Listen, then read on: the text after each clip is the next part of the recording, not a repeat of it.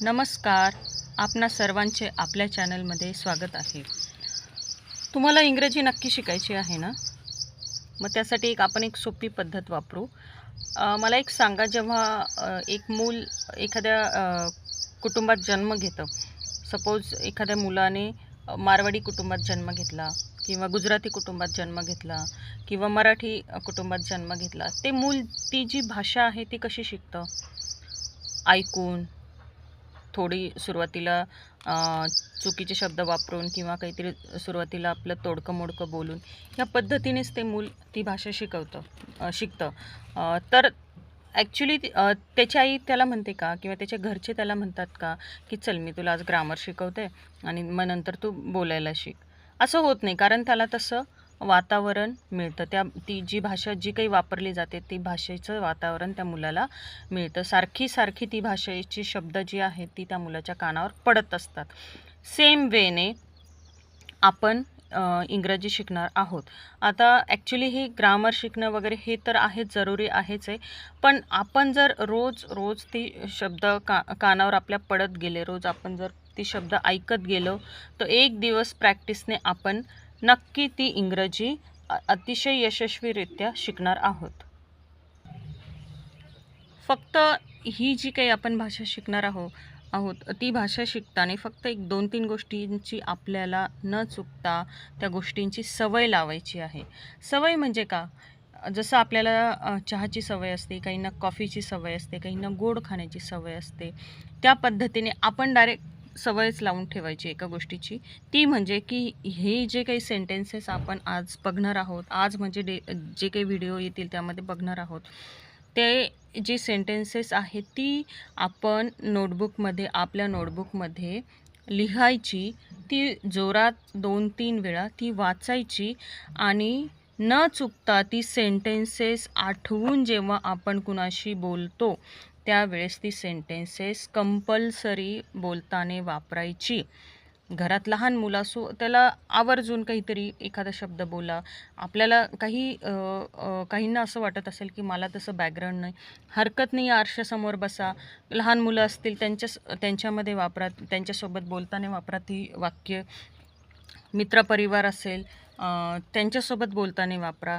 काही ग्रुप करा की चल मला इंग्लिश शिकायची आहे, तुलाही इंग्लिश शिकायची आहे, असं मित्रमैत्रिणींचा ग्रुप करा आणि त्यामध्ये ती वाक्य नक्की वापरा.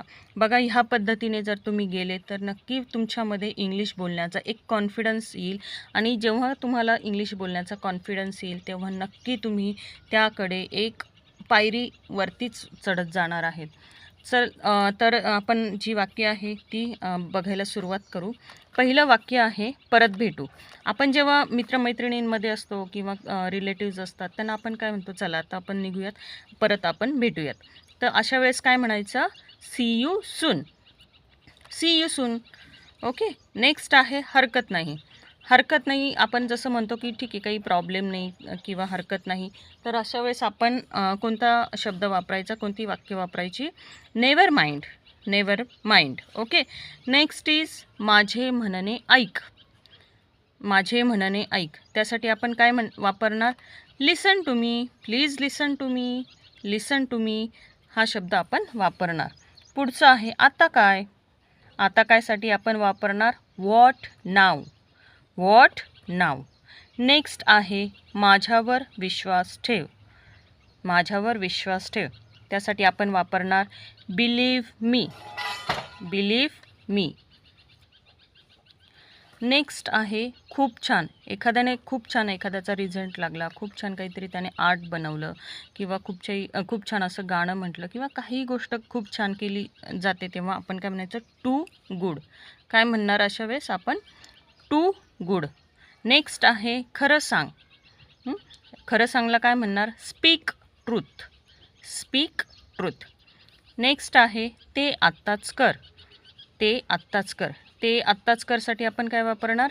Do it now. Do it नाव. आपण जसं लहान मुलांना म्हणतो ते आत्ताच कर बरं, त्यावेळेस काय म्हणायचं? Do it now. Do it now. Next आहे माझ्यासोबत बोल. त्यासाठी आपण वापरणार talk to me. Talk to me. Please talk to me. Next आहे ते येथे आण.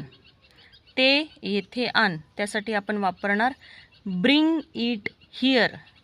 ब्रिंग मीन्स आण. Bring it here. नेक्स्ट आहे मी प्रयत्न करेल. मी प्रयत्न करेल. मी प्रयत्न करेलसाठी आपण काय वापरणार I will try. I will try. Next आहे मी येत आहे. मी येत आहे त्याच्यासाठी आपण वापरणार I am coming. I am coming. Okay. आता हे जी कंपल्सरी जे आहे ते तुम्हाला ही जी सगळी वाक्ये आहे ती कंपल्सरी एक नोटबुक करा छानशी. त्यामध्ये ती वाक्ये नोट डाऊन करा आणि मोठ्याने वाचा आणि बोलताना ती वाक्य कंपल्सरी तुम्ही यूज करायची आहेत. होप तुम्हाला हा व्हिडिओ आवडला असेल. लाईक करा, चॅनलला सबस्क्राईब करा. थँक्यू. बाय.